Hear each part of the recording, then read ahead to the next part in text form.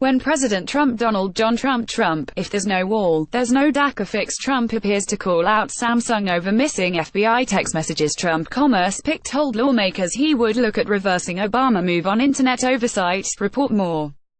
Journeys to the Capitol on Tuesday to dare his first State of the Union address. Some members of his party know exactly what they want to happen, as little as possible. I hope the speech is uneventful in a good way, said Rep. Charlie Dent. Charlie Weeder Dent emboldened conservatives press Ryan to bring hard right immigration bill to floor. Shutdown grinds into work week after Senate fails to clinch deal. House GOP warns, we're no rubber stamp for Senate DACA fix. More. A moderate Republican who has previously criticized the president. Last year, he addressed Congress and that speech was reasonably measured. I hope that is what happens again, but as Dent and others acknowledged, there is no telling how Trump will behave at any given moment. That is particularly the case when the president feels embattled. Tuesday's address will come with Trump under a cloud of new allegations that he sought to fire special counsel Robert Mueller. Robert Swan. Mueller says U.S. should applaud choice of Mueller to lead Russia probe more last year. He also remains mired in low approval ratings. But Trump's defenders say he has a stronger case to make than many in the media will admit. Trump repeatedly insists that he deserves more credit than he has received for a robust economy. The passage of tax cuts late last year also helped undercut arguments that his relationship with Republican lawmakers was hopelessly dysfunctional. As is always the case with Trump, however, there is the chance of unexpectedly grabbing headlines with an off-the-cuff remark jabbing at his opponents, or one that seems ill-suited to the solemnity of the occasion. He has to not take the bait from Democrats, said John Feehery, a GOP strategist who is also a columnist for The Hill. Dent said that there were a number of issues he wanted to hear the president cover, including funding the government, a clearer vision of America's place in the world, border control, and a fix for the Deferred Action for Childhood Arrivals program. But he also emphasized that Trump would best serve those members of his own party who are facing re-election in November if he put on his most conventional face.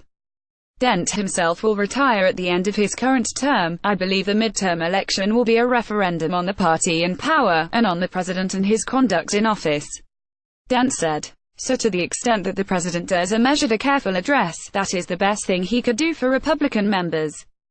As opposed to being the president who is very impulsive the way he is with his Twitter handle. Republicans who are hoping to see Trump offer an orthodox speech are taking heart from his address to the World Economic Forum in Davos, Switzerland, on Friday.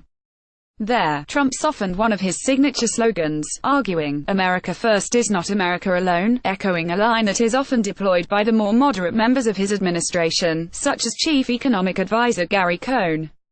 More generally, Trump emphasized that the United States was open for business.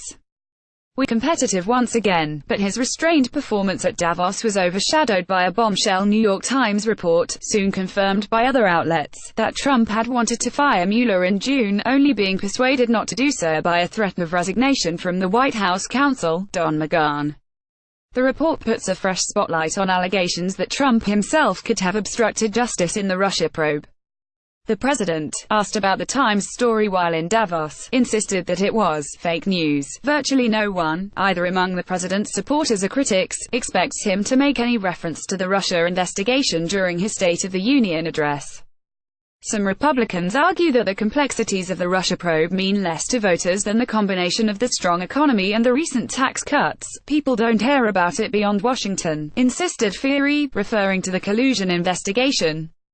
"They care about their own economic while that may be true of some voters, the economy has not lifted Trump's poll numbers to any appreciable degree. Despite the relative strength of the economy, Trump's job performance is approved of by only 40% of voters, according to the Real Clear Politics polling average as of Friday evening. Trump's performance got a negative rating from 55.6%.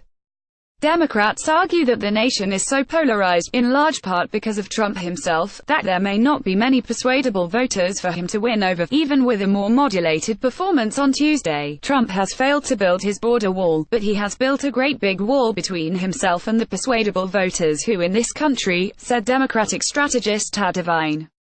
Brick by brick, it's going up, and it's going up pretty fast. Republicans disagree, especially when it comes to the economy. He has a real chance to break through the news coverage to talk about how great the economy is.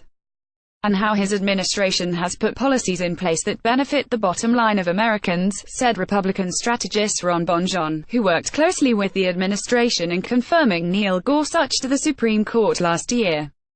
Other Republicans close to the White House talk about the speech in terms of the potential to show a highlight reel of achievements they believe are underplayed by the media. Some suggest he could also ratchet up the pressure on Democrats on the immigration issue, while also reaching out to more centrist members of the opposition party who could be open to a deal. The president now has to put together a coalition that gets him to 60 votes on the immigration issue, said one political operative with close ties to the White House.